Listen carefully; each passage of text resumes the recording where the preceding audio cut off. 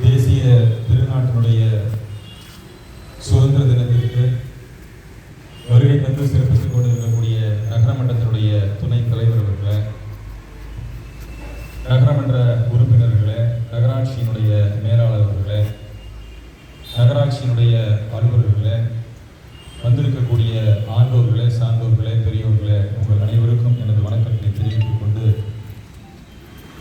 இந்திய திருநாட்டினுடைய 78வது சுதந்திர தின விழா கொண்டாட்டம் நகராட்சியினுடைய சார்பாக இன்றைய தினம் சீரோடும் சிறப்போடும் கொடியேற்றத்துடன் சிறப்பான முறையிலே இந்த தினம் நடைபெற்றுக் கொண்டிருக்கிறது.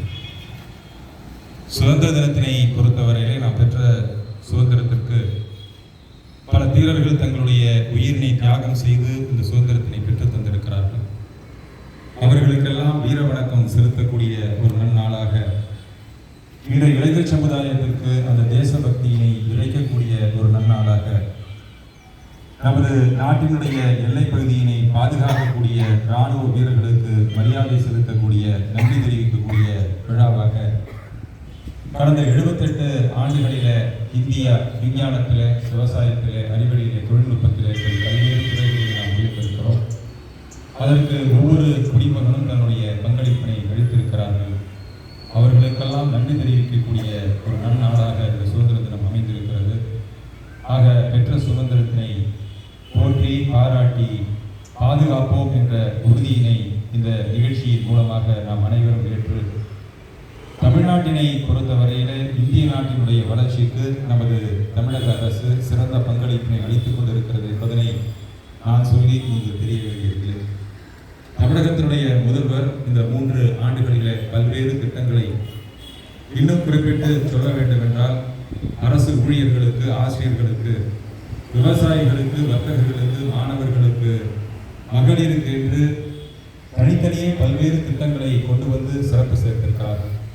இன்னும் குறிப்பிட்டு சொல்ல வேண்டும் என்றால், மக்களை தேடி மருத்துவம், 48 மணி நேர இலவச சிகிச்சை, பெண்களுக்கு மாதம் 1000 ரூபாய் உரிமை தொகை, பெண்களுக்கு பஸ்ஸில் இலவச பஸ் பயணம், அரசு பள்ளி மாணவ மாணவிகளுக்கு உயர்கல்வியிலே மாதம் 1000 ரூபாய் காலேஜ் சிற்றுண்டி திட்டம் என்று நகராட்சியிலேயே ஏறத்தாழ 500 மாணவர்கள் தினந்தோறும் காலேஜ் சிற்றுண்டி இலவசமாக வழங்கக்கூடிய ஒரு சிறப்பான திட்டம் நகராட்சி மூலமாக நடைமுறைப்படுத்தப்பட்டிருக்கிறது. நம்பர் 1 முதல்வர், நம்பர் 1 தமிழ்நாடு என்ற நிலையினை நாம் அடைவதற்கு தொடர்ந்து தமிழகத்தினுடைய முதல்வர் பல்வேறு திட்டங்களை கொண்டு வந்து குறிப்பிட்டிருக்கிறார்கள். அந்த வகையில் இந்த சுதந்திர தினத்தன்று தமிழக அரசினுடைய சிறப்பான செயல்பாடினை நாம் போற்றி பாராட்டி, அதோடு மட்டுமல்லாமல் இந்த 78 ஆண்டுகளை நாம் திரும்பி பின்னோக்கி பார்த்தால் ஏறத்தாழ பல்வேறு முன்னேற்றங்கள் தனிமனிதர்களுக்கு உருவாக்கப்பட்டிருக்கிறது. சென்னை மாகாணம் தமிழ்நாடு என்று பெயர் சூட்டப்பட்டிருக்கிறது. சுயமரியாதை திருமணங்கள் சட்டமாக்கப்பட்டிருக்கிறது. பெண்களுக்கு சொத்திலே சம உரிமை, இப்படி அரசு வேலை வாய்ப்பிலே 33% இடஒதுக்கீடு, உள்ளாட்சிகளிலே 50% இடஒதுக்கீடு, அனைத்து சாதியினரும் அர்ச்சகராகலாம் என்ற நிலையிலே பின்தாமல் ஒழிக்கப்பட்டிருக்கிறது.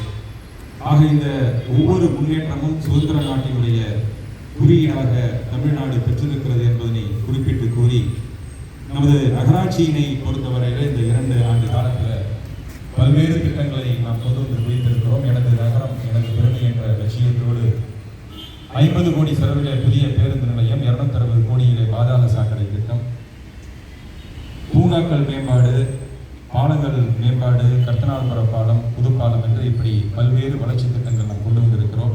வரக்கூடிய காலகட்டங்களில் நகராட்சியிலே பழுதடைந்த கட்டிடங்கள் அகற்றப்பட்டு புதிய கட்டிடமாக மாற்றி அமைக்கப்பட இருக்கிறது. காலாவக்கரையிலே புதிய வணிக வளாகம் அமையவிருக்கிறது. அப்படி தொடர்ச்சியான பல்வேறு வளர்ச்சி பாதைகளிலே நாம் சென்று கொண்டிருக்கிறோம். கடந்த ஆண்டு இதே சுதந்திர தினத்தன்று சிறந்த நகராட்சிக்கான விருதினை நாம் பெற்றிருக்கிறோம் என்ற அந்த நற்செய்தியினை நாம் பதிவு செய்து, வரக்கூடிய காலகட்டங்களில் உங்களுடைய ஒத்துழைப்போடு, நகரமன்ற உறுப்பினர்கள், நகராட்சியினுடைய ஊழியர்கள், பொதுமக்களுடைய ஒத்துழைப்போடு நிச்சயமாக மன்னார்குடி நகரம் உயரும் உயரும் என்ற உத்தரவாதத்தினை இந்த சுதந்திர தினத்தன்று எடுத்து கூறி, நமக்கு முன்னாலே இருக்கக்கூடிய சவால்கள் மதவாதம், தீவிரவாதம், போதைப்பொருள் நடமாட்டம், லஞ்சம், ஊழல், மாநிலத்தினுடைய சுயாட்சி என்று பல்வேறு சவால்களை நாம் சந்தித்துக் கொண்டிருக்கிறோம். இதனையெல்லாம் ஒன்றுபட்டு இந்த சுதந்திர தினத்தன்று போராடக்கூடிய வலிமையை நாம் பெறுவோம் என்று கூறி, மீண்டும் ஒரு முறை உங்களுக்கெல்லாம்